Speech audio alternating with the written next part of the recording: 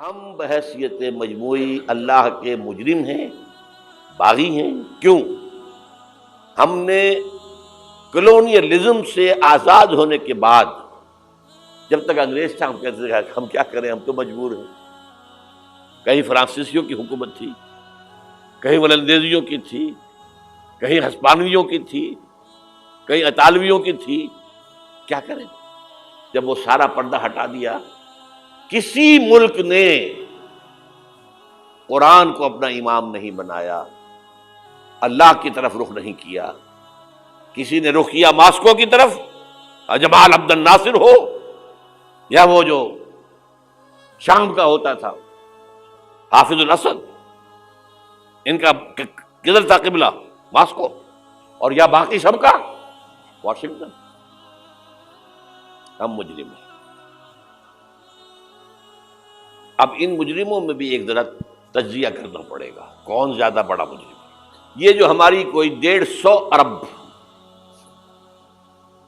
150 کروڑ 1.5 ارب مسلمان ہیں، ان کا تجزیہ کر لیجئے، 30 کروڑ کے قریب عرب ہیں۔ یہ امیین جن کا حضور نے کہا تھا تمہاری طرف خاص طور پر بھیجا گیا ہوں، انی لرسول اللہ الیکم خاصۃً۔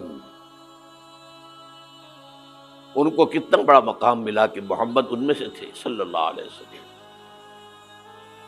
یہ رتبہ بلند ملا جس کو ملا۔ ہاشمی تھے کہ نہیں تھے؟ قرشی تھے کہ نہیں تھے؟ اور نمبر 2، ان کی زبان میں اللہ کا کلام ہے۔ ہم تو کیسے پڑھیں اللہ کا کلام؟ عربی سیکھیں، گرامر سیکھیں، گردانے رٹیں، چٹائی توڑ تعلیم حاصل کریں تو قرآن پڑھیں نا۔ ان کی تو مادری زبان میں ہے۔ پھر انہوں نے امام نہیں بنایا تو سب سے بڑے مجرم وہ ہیں۔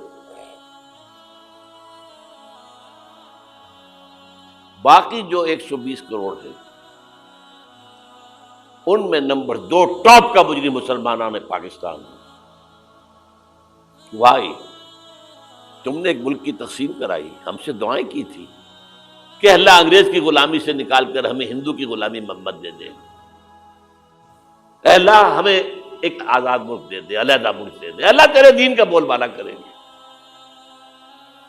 تیرے دین کا نمونہ دکھائیں گے دنیا کو۔ یہ علامہ اقبال کا خواب تھا جو 1930 میں انہوں نے دیکھا تھا۔ ایک تو یہ کہ ہندوستان کے شمال مغرب میں ایک آزاد اسلامی ریاست قائم ہوگی، آزاد مسلمان ریاست۔ وہ تو 17 سال کے بعد ہو گئی، 37 کا خطبہ تھا، 47 میں قائم ہو گئی۔ دوسرے یہ کہ اگر ایسا ہو گیا تو ہمیں موقع مل جائے گا کہ اسلام کے چہرے پر جو داغ دھبے عرب ملوکیت، عرب امپیریلزم، شہنشاہیت کے دور میں آ گئے تھے، اب دنیا تو دیکھتی ہے نا بنو امیہ کا دور کیسا تھا۔ آخر ہماری تاریخی کا داغ ہے نا۔ واقعہ کربلا کس کا داغ ہے؟ واقعہ ہرا کس کی تاریخ کا داغ ہے؟ ہمارے چہرے کا داغ ہے نا۔ تاریخ تو ہماری ہے۔ ہم یہ چہرے پر، اسلام کے چہرے سے یہ داغ دھبے دھو کر اصل اسلام اور اس کا عہد حاضر کے تقاضوں کے مطابق ایک نظام قائم کر کے دنیا کو دکھائیں گے، ایک مثال ہوگی۔ اور قائد اعظم نے کہا تھا یہ ایک روشنی کا مینار ہوگا۔ But we went back upon our promise۔ ہم نے اللہ سے وعدہ، اللہ نے کہا ٹھیک ہے لو۔ سورہ اعراف میں ذکر ہے حضرت موسیٰ کی آمد کے بعد کہا تھا بنی اسرائیل نے، اے موسیٰ ہم پر تو تمہارے آنے سے پہلے بھی ظلم ہو رہا تھا اور تمہارے آنے کے بعد بھی ہو رہا ہے، تمہارے آنے سے ہمیں تو کوئی حاصل ہوا نہیں۔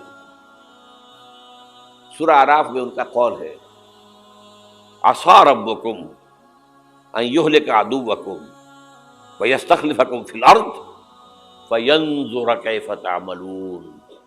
قریب ہے کہ تمہارا رب تمہارے دشمن کو ہلاک کر دے، فرعون اور لاؤ لشکر کو غرق کرے، تمہیں دنیا میں حکومت دے، پھر دیکھے گا تم کیا کرتے ہو۔ اللہ نے ہمارے دشمن کو قتل کیا ہے۔ گاندھی کے لیے یہ موت سے کم بات نہیں تھی، کانگریس کے لیے یہ موت سے کم بات نہیں تھی۔ بھارت ماتا کے ٹکڑے، کچھ ہی دنوں پہلے گاندھی نے کہا تھا میری لاش کے اوپر پاکستان بن سکتا ہے، بنا؟ کیسے بن گیا؟ تو اللہ کا فیصلہ ہے، یہ معجزہ تھا۔ رمضان المبارک کی 27ویں شب کو نازل ہوا یہ. جو رات نزول قرآن کی ہے وہی رات نزول پاکستان کی ہے. معجزہ تھا. لیکن تم نے تو محل بنائے ہیں، تم نے دنیا بنائی ہے، تم نے موٹر وے بنا لی ہے، ہمارا دین کہاں ہے؟